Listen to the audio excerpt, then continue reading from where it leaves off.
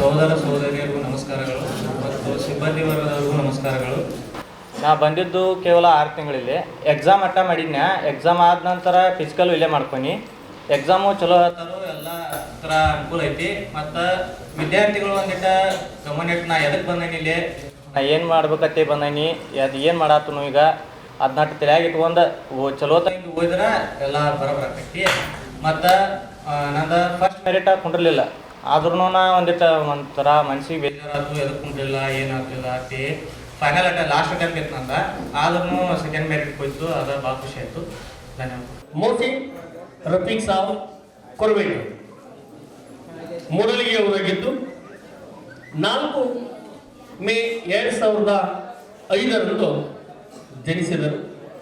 ತಂದೆ ರಫೀಕ್ ಸಾಬ್, ತಾಯಿ ಜೈಭಾವಿ.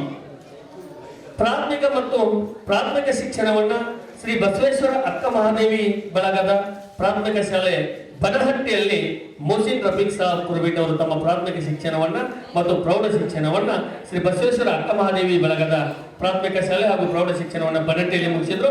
ಮುಂದೆ ಅವರು ತಮ್ಮ PU ಕಾಲೇಜನ್ನು RDS ಕಾಲೇಜ್ ಮೂಡಲ್ಗಿಯಲ್ಲಿ ಮುಗಿಸಿ ಪ್ರಸ್ತುತ ಅಗ್ನಿವೀರರಾಗಿ ಆಯ್ಕೆ ಆಗಿದ್ದಾರೆ.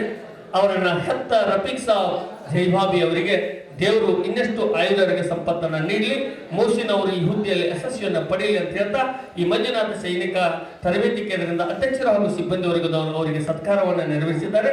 ಅವರಿಗೆ ಅಭಿನಂದನೆಗಳನ್ನು ಸಲ್ಲಿಸ್ತಾ ಮತ್ತೊಮ್ಮೆ ಅವರಿಗೆ ಈ ಕಾರ್ಯದಲ್ಲಿ ಸಿಗಲಿ ಅಂತ ಹಾರೈಸ್ತಾರೆ.